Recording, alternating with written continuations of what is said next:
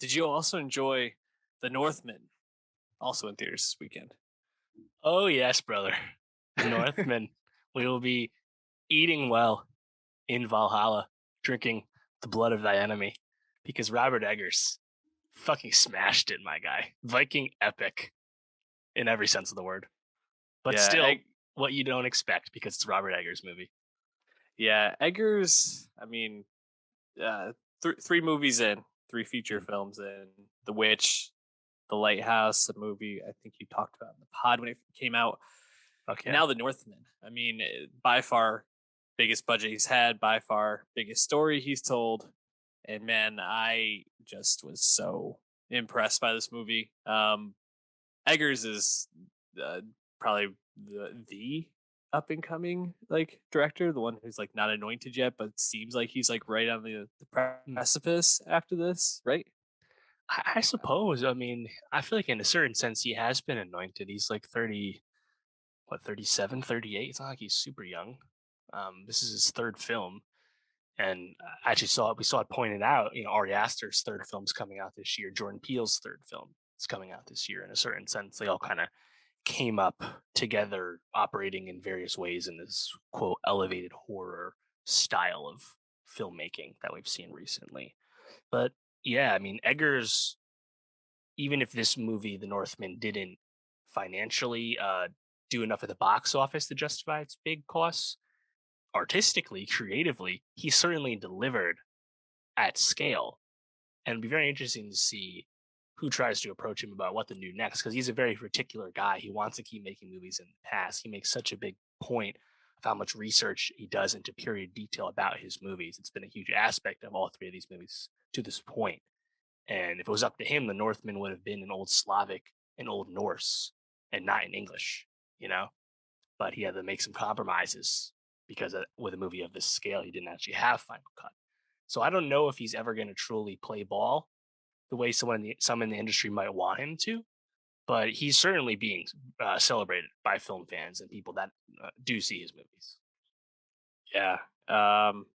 I hope he gets given the reins to some sort of franchise. You know, even if it's something like old school. Like this just kind of came to mind, but I feel like he would do like an old school like Civil War movie, like really Mm. well, something like an Angels and Demons type series or something like Huh. that. I don't know. Could Yeah. really see him just crushing like a period drama like that. But regardless, I just feel like you got to be all in on the Eggers train at this point because if you've seen The Northman, not only is it like an amazing action movie with some of the best action scenes I can remember seeing in recent film Hmm. history and practical scenes too, which makes it that much better.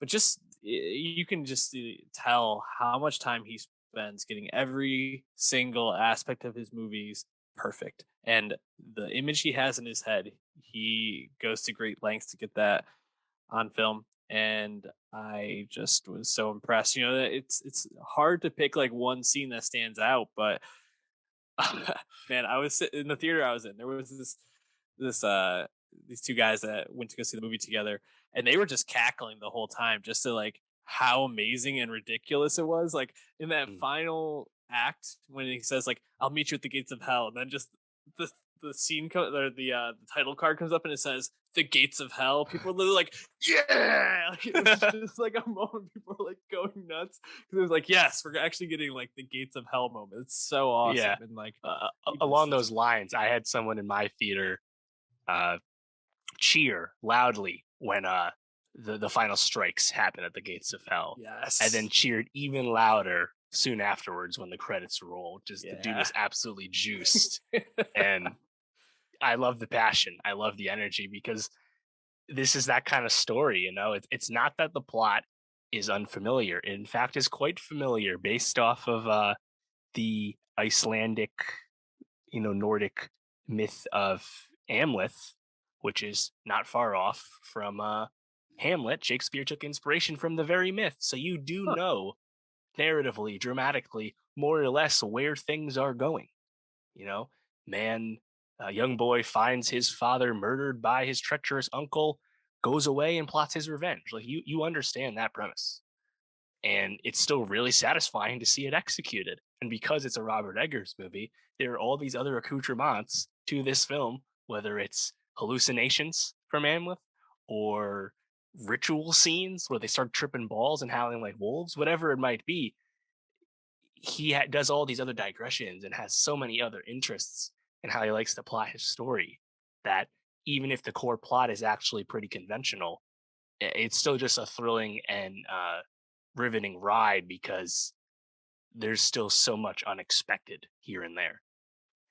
Yes, couldn't agree more. And I think what I found myself even more impressed by than the visual aspect, the action aspect, the attention to detail was just how full the story felt. You know, you leave this movie and you're watching it pretty much from the perspective of Amleth, and Olga, and you know where their Mm, story as a family is going, that revenge story. But in so many ways, you could this story could have been told from the perspective of Fjolnir, you know, mhm, played by Claes Bang, and it's a yeah, completely different story, and you totally understand his motivations. You totally understand, you know, this like black and white, this non-black and white storytelling, this very gray and detailed and fully fleshed out perspective, and you kind of are left like, man, was Amleth really the good guy or the bad guy in this in a totally. lot of ways? And I just was like so impressed by that because you if this very much could have just been like that true revenge, like Amleth is totally in the right for doing all this, and like you just kind of leave, and it's still a good movie. But it was that much better because everybody's perspective was given attention. Right. Yeah. I mean, if someone else made this movie, Fjolnir probably is still the king over in Yeah. Scandinavia and hasn't fled with what he has left to Iceland to be a farmer. Hmm. And Amleth's revenge includes taking down Fjolnir at the height of his powers and then assuming the throne. Right. Someone else probably tells that version of the story, but that's not what we get Hmm. here. And I liked Anya Taylor Joy as Olga of the Birch Forest quite a bit. Yeah. Uh, I don't think Olga is as fully fleshed a character as she could have been, but it doesn't really pass the Bechdel test all that well. But like how she impacts Amleth at the end, when Amleth dives off the ship and like he's just too obsessed with revenge against Fjolnir, and he just can't give it up until he's actually dead. And it's like, man, at that point, you're kind of doubting what Amleth's got going on upstairs, just because he's just, and he actually says it himself in one way or another. He's like, I've been so consumed with this chase for revenge, I actually don't know what would what to do after that's done. Yeah. And when you watch the movie, you don't have to worry about the answer to that question, obviously, but it's kind of like a dog chasing its tail, I guess. Yeah, totally. And you know, just to kind of I think rewind a bit, I thought the opening of the movie is awesome. You know, told from the perspective of Child Amleth, played by Oscar Novak, who I thought was a really like striking looking Yeah, child actor. nice You know, has a haircut. yes, and has a very like particular like face about him. And you know his relationship with his mom, played by Nicole Kidman, Queen Gudrun, Mhm. and Ethan Hawke, King Yes. Arvendil. Ethan Hawke just looking brolic and amazing. Also, we should say quick, Skarsgård is like unbelievably jacked in this movie. Like I don't even know how a human being gets that Insane. ripped. Yeah. It's nuts. But yeah, I loved this opening scene. Ethan Hawke is so good. And then you get that really weird scene with Defoe as Hymir, and when they kind of Yep. anoint Amleth as a man in that like Yep. spiritual ritual, just so weird and fun. I saw someone call it like Norse bar mitzvah or something like that. It's basically his coming of age, but they get him high in one way or another, and then they just Yeah. assume the wolf identity and stuff. But I really loved like when that's going, and you have Defoe, you have Hamir the Fool's like narration, but it's like overdubbed, very reminiscent of like parts of the Lighthouse, of which Defoe was the co-lead in. Like really effective scene, and then right off the jump, as soon as that scene ends, Fjolnir uh, gets after it, and Hawk gets got. It's they don't waste any time. I really like that entrance scene though when Hawk arrives from war, because like it's a really like cold scene. He's not like he's this beloved king, even if he is the king. And you can kind of see with Claes Bang's energy, it's like, feeling here ain't too happy. What's going on right now? And it's like it doesn't matter that you can see it coming, because I think everything works. Because like you said, once we see Claes Bang again in Iceland, your perception of Fjolnir is so different. It's such a different character than like the evil, murderous uncle that we're introduced to. Yeah, totally agree. And I'm really struck by just like so much of like the foreshadowing of the story that's told in this part, right? Not only do you get the moment where Hymir, who's this fool, but also this like friend of Arvindil, and he kind of makes the joke like, oh, her cup gets wet for for the brother, or however he says it, and Yeah, Fjolnir, you know, kind of out of duty has to like like push back against that, but obviously foreshadowing that there's actually something going on there. You yeah, also get the moment where uh Hawk and Kidman are talking privately, and hmm, Kidman's like, it's been a season since we've been together, let me take care of you, and he's like, nah, I'm good. And you're kind of you're seeing some of the fraying at the edge of this relationship, and it's not this totally loving relationship that Amleth kind of believes it is, and obviously that comes to fruition later on in the story. yeah, um you've got I just wanted to touch real quick, Kidman, for all the things we've seen her in recently, is just on a different level here. yeah. And this is by far the best she's been in quite some time, I think. Oh, 100%. Yeah, as Gudrun, especially like once the revelations about her Yes. true motivations and status as a character, she's set up, in young Amleth's mind as like this damsel in distress taken by the murderous uncle and made the new bride. Then you actually realize from Gudrun's own mouth that's not what's going on. And that's an amazing scene when that Oh yeah. happens, and Amleth's mind is blown, honestly. But you totally best thing Kidman's done in long ass time, honestly. Yeah, that scene, I don't know if she'll get a nomination for this, but I think if there's even consideration for her as a supporting actress, that would be the scene, because the way that she kind of goes from like surprise to uh like frustration to like anger about the way that Hawk used to treat her, and then that like weird moment where she kisses him and talks about like, "Oh, you'll be my king now." Like it's just like so like mind bending and like disgusting and like repulsive, but also like you can't look away. It's totally her just like Hmm. firing all cylinders. Super awesome to see. Um, yeah, I thought that was amazing, and as we move forward from the story, obviously Amleth gets away after his father is assassinated. Next time we really see him, he's like this warrior as an Yep. adult, and Raiding in Slavic lands with some group he caught on with. Not really explained. exactly. And you see him, he seems very just like angry within himself. They have that ritual where he kind of becomes the bear, kind of the spiritual Mm. ritual around the fire. And then we really get some maybe one of the best action scenes of the last like I don't know, maybe ever on film, like him catching that spear and then climbing the wall, and just like that whole raiding of the village is unbelievable, dude. I mean, what was your reaction to seeing that? Oh, it's amazing. It's framed too as like one continuous take too, Yes. and obviously not a real one take, but like looks so awesome. And because it's so practical too. Skarsgård literally scaling the fort wall with one axe. After, I mean, you said it. He was a huge wow moment, viral moment from the trailer where he catches a thrown spear, a thrown javelin, and then returns it to the sender in their chest. Like it's fucking thrilling shit. And then just watching him just run through the village and cut all these guys down, and they make a point of, Amleth doesn't kill any women or children, but they don't also really hide the fact that tons of people are being thrown into slavery, and there's also sexual violence happening just in the other room. It's not like they're hiding anything either. Um, They but literally burned a whole house of children yeah, after that scene. It was pretty yeah, brutal. hmm, yeah.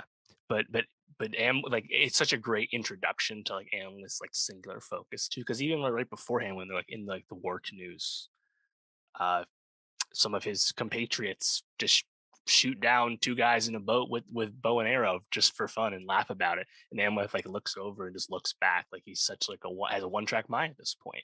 And I think it's really cool that the way they set it up later with like by chance where he learns about Fjolnir's new developments, moving over to Iceland and deciding to throw everything he has away, which seems like he had been relatively successful, all things considered, and throws it all away to put himself into slavery, basically, to have a chance to get his revenge.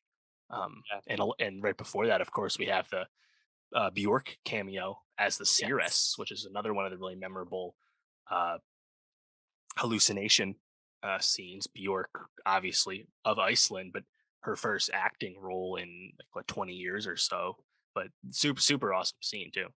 Yeah, that was fantastic. I really liked all of the scenes where it pulls some spiritual aspect, and you have the super weird one when he's on Fjolnir's island in Iceland, where uh the guy is like wearing like female garb or like traditional like witch garb with, and then he takes over Defoe's voice Mm, as he's like giving the premonition. I thought that was interesting, leading to him going and getting the sword from that Viking yes, skeleton king, which is just an amazing scene as well. that reminded me Uh, of the Green Knight ending. yes, Honestly. there are I think a lot of parallels to the Green Knight in this. The this way it was shot, kind of like the graininess in some scenes, the Hmm. lighting in a lot of it. I thought was very similar, and just like the story, very similar in terms of epicness too. Um, there's a lot of time spent with him as a slave on this island. We could go into every single scene and probably pick out something we liked, but were there any particular moments when he's like plotting his revenge, kind of following through on some of this that really stood out to you? Sure. Well, in general, I really enjoyed it, just him and Anya Taylor Joy Hmm. talking, her and Skarsgård. Because again, like the older character is good enough for the film, but it could have been better, I think. Um, but Taylor Joy just has such a presence. Yeah. Obviously, we've known that for some time. Heck, when she really blew up for anyone who didn't know about her, when the Queen's Gambit, she was actually making this movie at that time, and all that Queen's Gambit press she did was when she was shooting this film over in Ireland. Actually, shout out Ireland doing an amazing stand-in for Iceland. It looked just like Iceland. I went to Totally. Iceland last year. It looked just like it, but it wasn't actually Iceland. But yeah, in terms of scenes, I think a lot of the Olga Amleth scenes, like when they're like at the farm and kind of like stealing time to talk and stuff like that. Along those lines, once like their plan is kind of in motion and like I believe the way it went was Olga like drugged a lot of like the guards. That's how that went, and they started like hallucinating, and some of them started killing themselves. And just when once Amleth starts terrorizing everyone as like this demon of the night, and Fjolnir and his flock are like super like disturbed about what's going on and like talking about their faith and stuff like that. And then you have a reference to like the growing incursion of Christianity across the world. And it's like, is it the Christians? It's like those that worship a corpse on a tree. Like Yeah. Crazy. all of that stuff I thought was super thrilling once Yeah. Amwith really starts getting after it in the night. Yeah, totally. You know, I think the one that probably stands out most to me is the one where he's like howling. He gets all the dogs to howl, and then the dog like attacks the Yep. Queen Gudrun, and Fjolnir has to put him down. It's just like that's the sort of stuff that you just wouldn't expect, but it totally makes sense going back to like the animalistic ritual from the beginning and like how Hmm. he's able to connect with like animals in this way. Just as, and you Yeah. see him like make eye contact with that like I don't know, wild dog or whatever it is earlier on when he Yeah. It's first gets foxes, I there. think. Yeah. Yeah, and it comes back around. I thought that was great.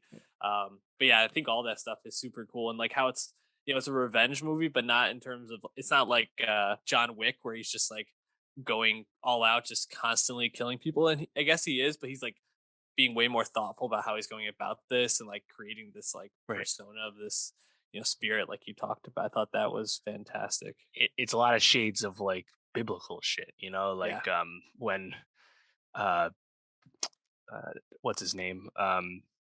Jesus.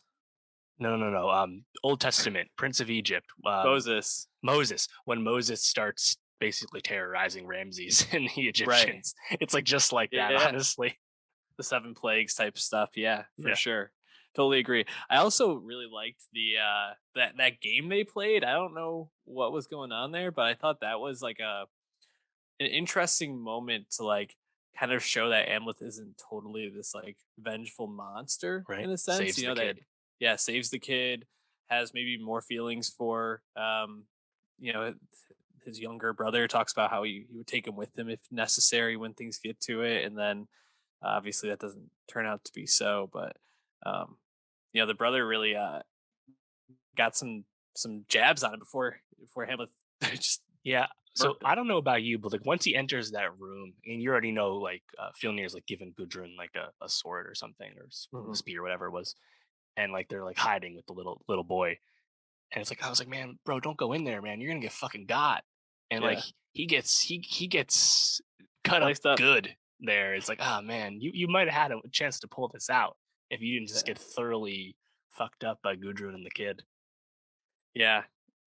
I had the same thought. Also, there it reminded me of another movie that I can't place, but there's another movie where like a person jumps on someone's back and stabs them in the back a lot, but I can't remember which Is one it it is. like Arya with the Night King? Is that what It you're thinking might of? it might have been maybe I don't know. Hmm. I'm gonna be thinking about it till it hits me, but yeah, that certainly I was like, oh no. But then when they go to the gates of hell, I mean, this is Yeah, like the most visually stunning shit. They're literally fighting on a volcano, as like it's erupting. incredible, like just the lava lighting the whole way, like it's all dark, but you get the red glow. And when he Ashy get as when fuck. yeah, when his arms get cut and he's just standing there and you're like, oh, he's not gonna pull this out. And then he kind of like summons the strength of the kings and just Yep. like they both finish each other off at the same time, which is so perfect and beautiful and memorable. Just so memorable. Right.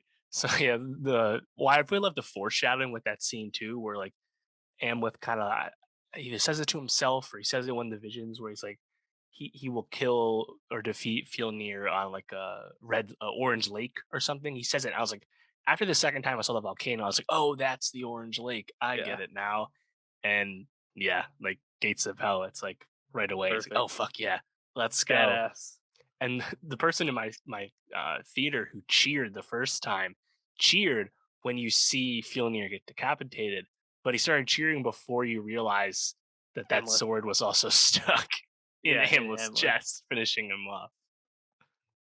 Uh, I would definitely watch a sequel to this where you see what happens with Olga and the kids. Just want to say if Right. Eggers wants to do it, but he definitely has other projects in mind. I'm sure. Yeah. Well, and that's just the unfortunate rub with this film too. Is budget's like 70 to 90 million. This movie did okay for a non-franchise movie, 12 million opening weekend, but it's going to lose money for Universal and Focus Features. Just really disappointing, honestly, because artistically, creatively, critically, it's delivered, but it just it's not going to quote unquote justify its production. And I don't think Eggers cares about all that too much. He kind of put in the work when the Lighthouse was getting raves at Cannes to like get the Northman financed, a movie he had basically kind of already developed with the Icelandic poet Son. So he earned this, right? He got this done, and is he going to get a big budget like this again? Well, not unless it's for something someone wants him to make. And it doesn't sound like Robert Eggers wants to make stuff for other people. He wants to make his own shit. So I guess that's okay. It's still great that he at least got to make this because he just smashed it. Yeah, totally. I think he'll get more. I mean, box offices are low, but uh, I think people are going to respect this. I assume this will probably at least get some awards buzz come into the year. I hope so. Nomination or two. So I think he'll end up at least remaining at this level. But Hmm. good shit, man. Northman totally lived up to my expectation. So really really pleased with that. This is why going to the movie theater is great too. Like this is a Oh yeah. movie that being in theater is just so different. I bet.